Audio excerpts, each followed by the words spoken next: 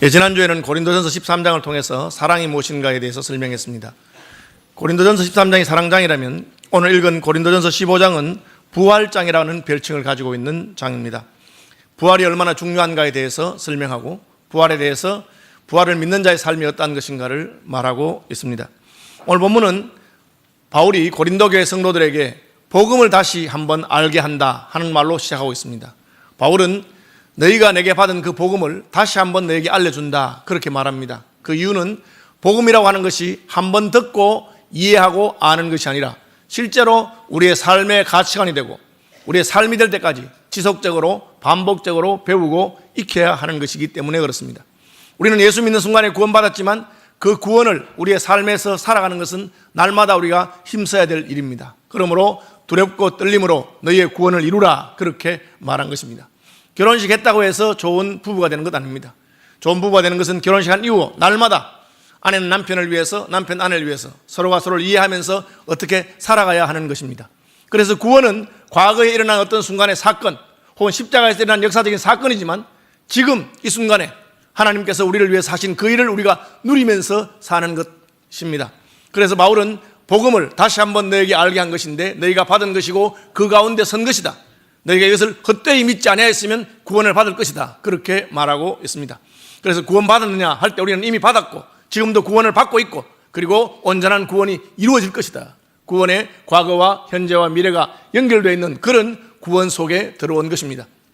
출생은 우리의 생명이 시작되는 순간이지만 생명이라고 하는 것은 그 출생의 순간을 말하는 것이 아니고 태어났기 때문에 그때부터 살아가는 그것을 생명이라고 하는 것과 같습니다. 그런데 이 구원의 삶에 있어서 필수적인 것이 있는데 그것이 바로 부활이라고 바울은 말하고 있습니다. 우리의 구원의 복음에서 빠뜨릴 수 없는 것이 있는데 그것은 바로 예수 그리스도께서 부활하신 것이다.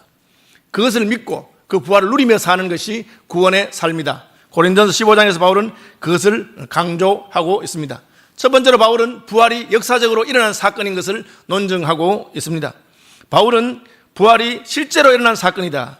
실제로 일어난 사건이기 때문에 우리의 삶에 강력한 변화를 주는 그런 근거가 된다 그렇게 말하고 있습니다. 실제로 오늘 본문에 있는 1절에서 3절 보시면 부활에 관한 설명을 하면서 성경대로 그리스도께서 우리 죄를 위하여 죽으시고 3절입니다. 장사 지낸 바 되었다가 성경대로 사흘 만에 다시 살아나사 게바에게 보이시고 후에 12제자에게와 그 후에 500의 형제에게 일시에 보이셨나니 이 말씀 성경대로 우리 죄를 위해서 죽으시고 장사 지낸 바 되었다가 성경대로 다시 살아나셨다. 이 말씀은 초대교회의 고백 혹은 초대교회의 찬송 시의 일부라고 많은 사람들이 생각하고 있습니다. 초대교회는 복음이 무엇인가를 설명하면서 예수께서 성경대로 십자가에 달려 돌아가시고 성경대로 장사 지낸 바 되시고 성경대로 부활하셨다. 그것을 말하고 있습니다. 복음에는 예수님의 죽음뿐 아니라 그분의 장사 지낸 바 된 것과 그분이 부활하신 사건이 포함되어 있다고 하는 것입니다. 초대교회는 이 부활이 기독교 신앙의 뿌리가 되고 기초가 되는 것을 알았습니다. 그래서 두 번, 세 번 반복해서 부활에 관한 이야기를 강조하고 있습니다. 초대교회가 말하는 부활은 오늘날 우리가 생각하는 죽음 다음의 세계, 영혼의 세계 그것을 말하는 것이 아닙니다. 실제로 우리가 부활한다고 하는 것입니다. 그래서 바울은 그럼 실제로 부활한다면 내 몸이 썩었는데 땅에 묻혀서 썩었는데 어떻게 다시 부활한단 말이오? 그런 질문에 대해서 나름대로 답을 하려고 노력한 것을 알 수가 있습니다. 어떤 사람들은 그분은 죽었지만 내 마음속에 아직 살아있어요 그렇게 말하는 분이 있습니다. 성경이 말하는 부활은 그런 부활이 아닙니다. 예수님 십자가에 달려 돌아가셨지만 예수님의 가르침이나 예수님의 사랑을 나는 여전히 마음속에 간직하고 있어요가 아닙니다. 죽었던 그분이 다시 살아나셨다 하는 것을 믿고 있습니다. 굉장히 위험한 주장이고 이런 주장을 하게 된다면 우리는 그 주장에 뒤따르는 수많은 주장들을 감당해야 될 그런 위기가 있습니다. 그럼에도 불구하고 성경이 말하는 바는 바로 그것입니다. 예수께서 죽으셨다가 다시 살아나셨다 하는 것입니다. 아니 사실 어떻게 그런 일이 있을 수 있겠습니까?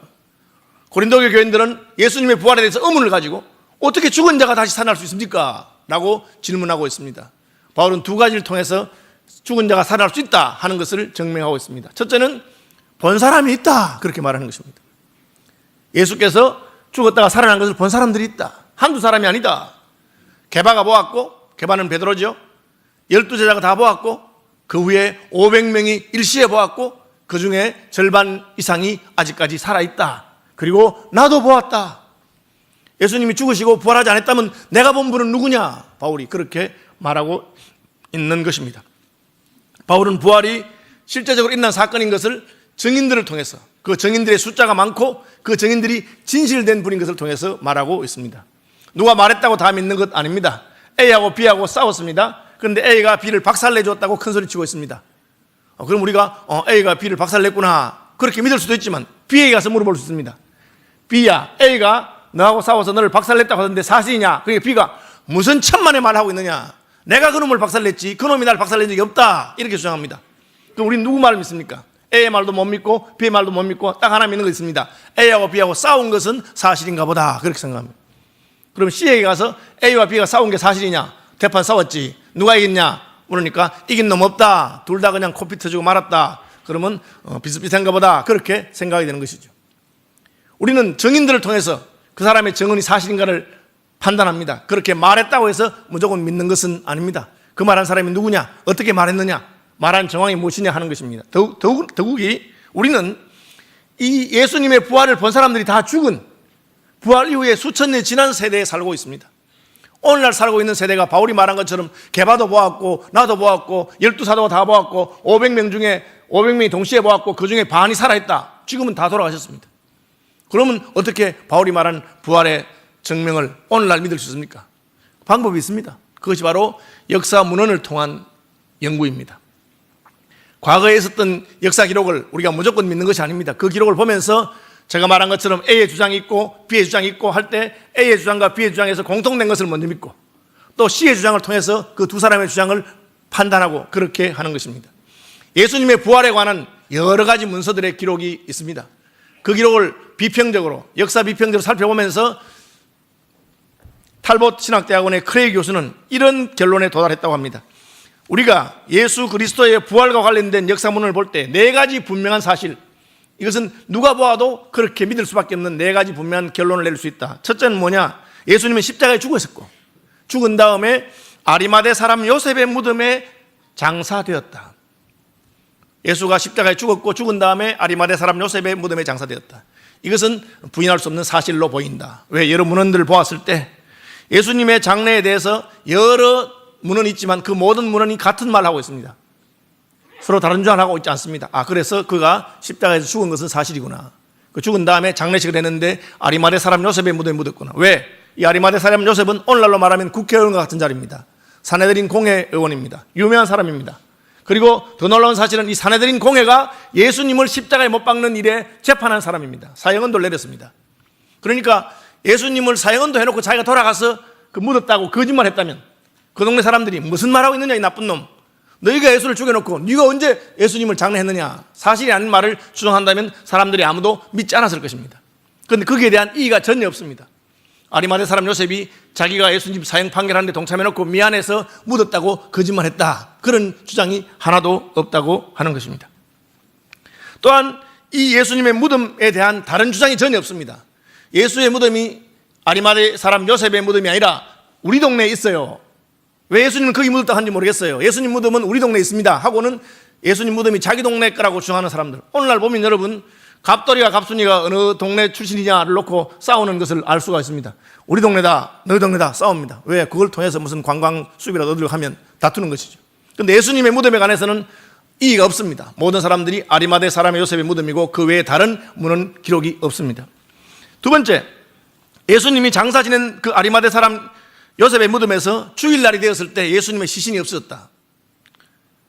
금요일날 묻었는데 금, 토, 일 3일 되는 날 제3일에 예수님의 무덤에 갔을 때 그 무덤에는 시신이 없었다. 그리고 이것은 여자들이 제일 먼저 발견했다. 그에 대해서는 이의가 없습니다. 만약에 예수님 시신 남아있는데 없다고 한다면 얼마나 웃기는 이야기입니까? 무슨 이야기하고 있어? 여기 있잖아. 있는데 없다고 말할 수 없습니다. 없기 때문에 없다고 말한 것입니다. 왜 없어졌는지는 모르겠지만 없다는 것이죠. 빈 무덤에 관한 여러 기사들을 보면 많은 사람들이 예수님의 무덤에 찾아갔다가 그 무덤이 비어있는 것을 보고 놀랐다라고 되어 있습니다. 그리고 더 놀라운 사실은 이 증언이 법적 효력이 없는 여자들이 증언했다는 것입니다. 여러분, 예수님 당시에 여인들의 증언은 법정에서의 증언도 효력이 없었습니다. 왜? 그 당시에 공부도 안 시키고 여자를 무시했기 때문에 여자들 말을 어떻게 믿느냐, 그런 분위기가 있었습니다. 우리가 중세의 역사를 보면 마르땡 게르라고 하는 사람의 역사에 관한 재밌는 일화가 하나 있습니다. 그 영화로도 나왔습니다. 이제 영어 이름으로는 마르틴 기어죠. 마르틴 기어의 귀환이라고 하는 영화인데, 이 마르땡 게르가 전쟁터에 나가 죽었습니다. 죽었는데 같이 전쟁하던 친구가 마르땡 게르하고 이야기하고 친해졌는데 보니까 자기는 가난한 집에 못 사는 집이고 마르땡 게르는 잘 사는 집에 부잣집이고 예쁜 아내들이고 다 좋아요. 그래서 마르땡 게르가 죽은 것을 보고 그 사람 그 옷하고 소지품을 가지고 와서는 자기가 마르땡 게르라고 고향에 돌아간 겁니다. 찾아가서 동네 사람들이 걔가 전쟁터 갔다 오더니 키가 좀 커지고 얼굴 좀 변하고, 근데 자기가 마르땡 게르를 하니까 확실하지 않은 거예요. 그래서 부인에게 물어본 거예요. 맞느냐 하니까 부인이 시심이 뚝 떼고 맞다 한 거예요. 과부되는 것보다 낫다고 생각하고 그 사람은 살았어요. 근데 몇 년이 지나다가 뭐 수상한 점이 있어서 찾다가 들켰어요. 재판이 벌어졌습니다. 그래서 동네 사람들은 그렇다 치고 부인은 왜 속았느냐 하고 부인이 재판에 고소당했습니다. 거짓말한 죄로. 그런데 결론은 실제입니다. 무죄로 났습니다. 왜? 여자는 원래 그렇다. 자기 남편도 몰라본다. 뭐 이런 식으로 중세까지의 생각이에요. 그러니까 만약 예수님께서 무덤에 안 계신 것을 본 증인을 위조하려고 마음먹으면 절대 여자들 가지고 하지 않을 겁니다. 이게 역사 문서를 비평적으로 보는 사람들의 관점입니다. 만약에 속이려고 마음먹었다면 여자 하지 않냐고 아주 똑똑한 남자들 중에서 똑똑한 사람들 보고 어떤 납비가 가서 보았더니면 없었다, 그렇게 할 것이지, 예수님의 무덤이 비어있는 것을 처음 발견한 사람 여자들이다, 그렇게 안 했다는 것이죠. 그래서 역설적으로 이것은 사실일 가능성이 많다. 예수님 무덤이 비어있다는 것은 역사적인 사실이다. 심지어 반대파였던 유대 지도자들도 예수님의 무덤이 비어있다고 주장했습니다. 왜? 그들은 누가 훔쳐갔다, 예수님의 시체를 제자들이 훔쳐갔을 것이다 라고 주장했습니다. 그 말은 무덤에 시신이 없었다는 것을 말합니다. 있는데 훔쳐갔다고 말할 수는 없는 것이죠. 그래서 역사학자들은 예수님의 무덤이 사흘이 지났을 때 비어있다 하는 것에 대해 다 동의합니다. 그 다음에 세 번째는 무엇입니까? 부활하신 예수님을 만났다고 증언하는 사람들이 굉장히 많고 그들이 너무 다양하고 여러 사람들이 만났기 때문에 부활하신 주님을 만났다는 것이 뭔지는 모르지만 그런 현상이 있었다. 예수님이 죽고 무덤에 있었는데 사라졌는데 그분이 나타났다고 말하는 사람이 많이 있다는 것입니다. 오늘 본문에서 바울이 말하는 겁니다. 500명이 일시에 만났다, 또 12제자가 만났다, 나도 만났다. 그 만난 것이 무엇인지, 오늘날로 설명하자면 환상을 보았는지 집단 체면에 걸렸는지 모르지만 예수님 만났다고 하는 사람이 많이 있는데 그것도 부인할 수 없는 역사적인 사실이다. 무엇인지 모르지만 그런 현상이 있었다 하는 것입니다. 예수님의 출현에 대한 다양한 전성들이 있는데 이 모두가 다 거짓말일 수는 없다, 그렇게 생각하는 것입니다. 예수님의 죽음 이후에 예수님의 동생 야고보와 다른 동생들, 이복 동생들이 다 예수를 믿는 곳으로 돌아왔습니다. 예수가 미쳤다고 했던 사람들입니다. 그런데 그 예수를 만나지 않고는 그렇게 돌아설 수 없다, 그렇게 주장하는 것입니다. 그리고 네 번째로 12제자들이 예수님의 부활을 믿기가 상당히 어려웠음에도 불구하고 그들은 예수를 믿고 예수의 복음을 전파하는 어떤 변화가 있었다는 겁니다. 우리가 아는 대로 도마는 다른 제자들이 예수님 부활했다 하니까 무슨 소리 하는 거야, 나는 만져봐야 믿겠다, 그 손에 못자국과 그 옆구리에 창자국에 손을 넣어봐야 되겠다, 그렇게 말했습니다. 제자들에게조차도 예수님의 부활을 믿기 어려운 사건이었는데 어찌된 판인지 그 뒤에 도마는 부활하신 예수를 믿고 인도에 선교사라고 하고 다른 모든 제자들도 예수님 부활을 주장하면서 그렇게 했습니다. 이 네 가지가 역사문을 살펴볼 때 확실한 것이다. 예수님은 죽었고 아리마대 사람 요셉에 묻혔다. 그의 무덤은 며칠 지나서 비어 있었다. 그리고 예수님이 부활했다고 주장하는 사람들이 많이 있었다. 12제자들조차도 우리가 이해할 수 없는 어떤 변화를 겪었다 하는 것입니다. 이 네 가지를 놓고, 이 네 가지 사실을 놓고 어떤 일이 일어났는가를 추정하는데 가장 유력한 것이 예수라고 하는 사람이 부활했다고 하는 것입니다. 아니다, 다른 주장을 하는 분들이 혹 있습니다. 이를테면 예수님에게는 우리가 알지 못하는 쌍둥이 동생이 있었는데 그 동생이 예수님이 죽었다는 말을 듣고 예루살렘에 가서 무덤에서 시체를 훔치고 자기가 예수인 척 했다. 쌍둥이 동생이 있었다는 것도 사실이 아니고 그건 없는데 그런 주장을 한 학자가 있습니다. 왜? 부활을 믿기 싫으니까. 다른 가설을 내세우는데 그 외에는 가설이 타당한 것이 없다. 다른 사람들이 그 말을 듣고 다 웃었다고 합니다. 참 별별 학자가 다 있구나, 그렇게 되는 것입니다. 어쨌든 바울은 성경에서 예수님이 확실히 부활하셨다고 주장하고 있습니다. 그냥 부활한 것이 아니고 많은 사람들이 증거했다. 또 바울이 예수님의 부활을 증거하는 것은 무엇입니까? 하나님의 창조를 보거라. 씨앗 하나가 땅에 떨어져 죽으면 끝나는 것이 아니고 그것이 열매를 맺고 새로운 식물이 되는 것 아니냐. 그 씨앗 속에 하나님께서 다 넣어두었다. 그렇게 말하고 있습니다.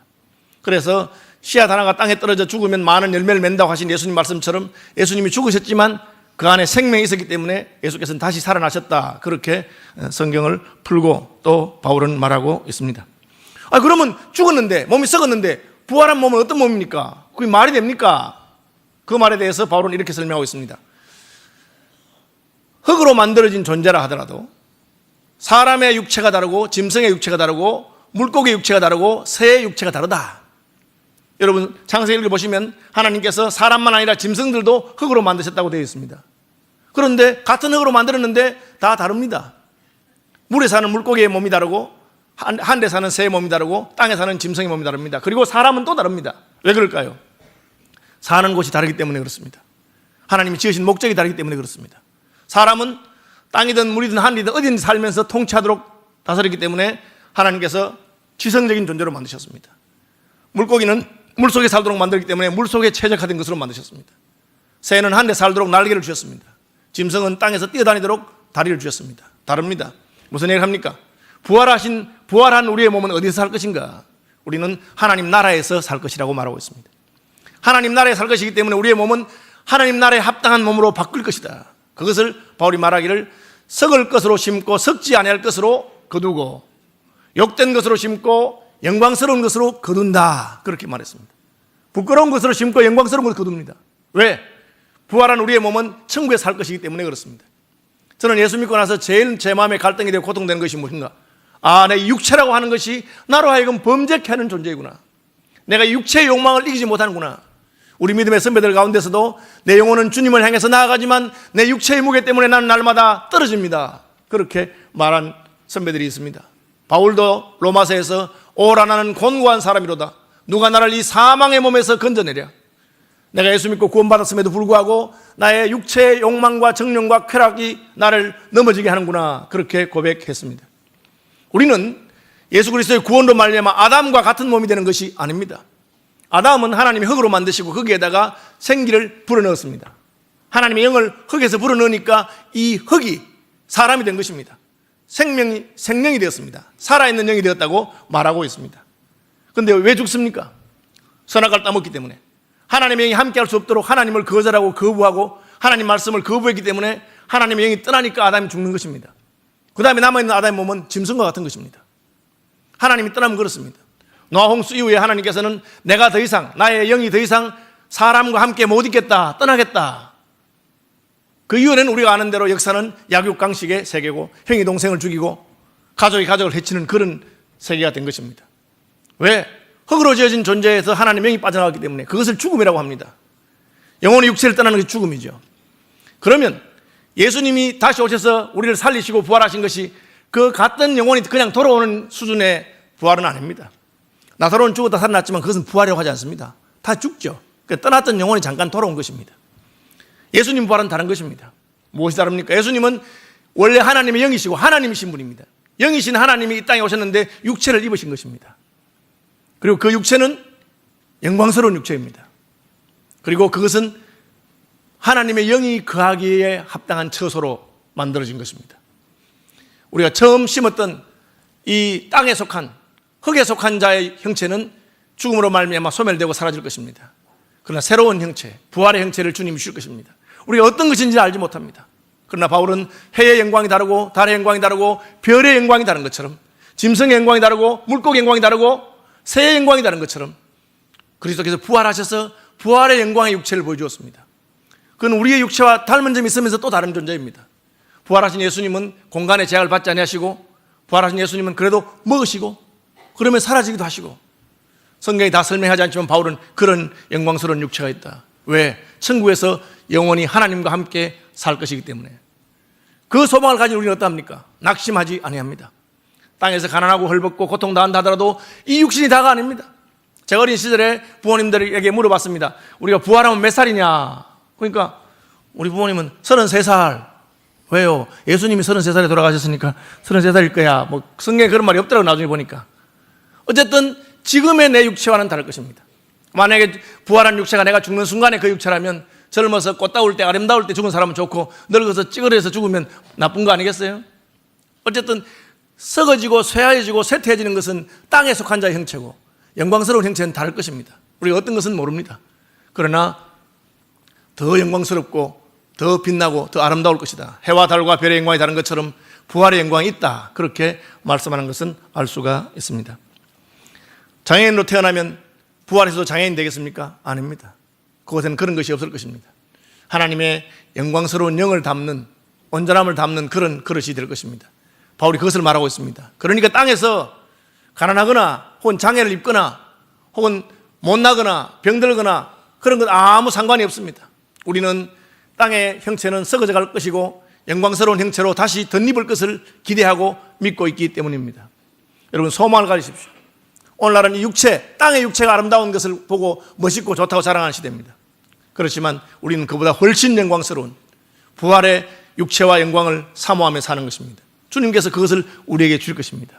그래서 땅에 있는 동안에 낙심하지 말고 주의 일에 더욱 힘쓰며 천국의 소망 가운데 살아갈 수 있다. 그것이 바로 우리 신앙의 핵심이다. 우리는 부활할 것입니다. 영광스러운 몸으로 부활할 것입니다. 그리고 그 영광스러움은 너무나 아름답고 빛나고 좋을 것이고 하나님께서 보시기 심히 좋았다 하는 그 영광을 회복하게 될 것입니다. 부활의 소망 가운데 살아가는 저와 여러분이 되기를 축복합니다.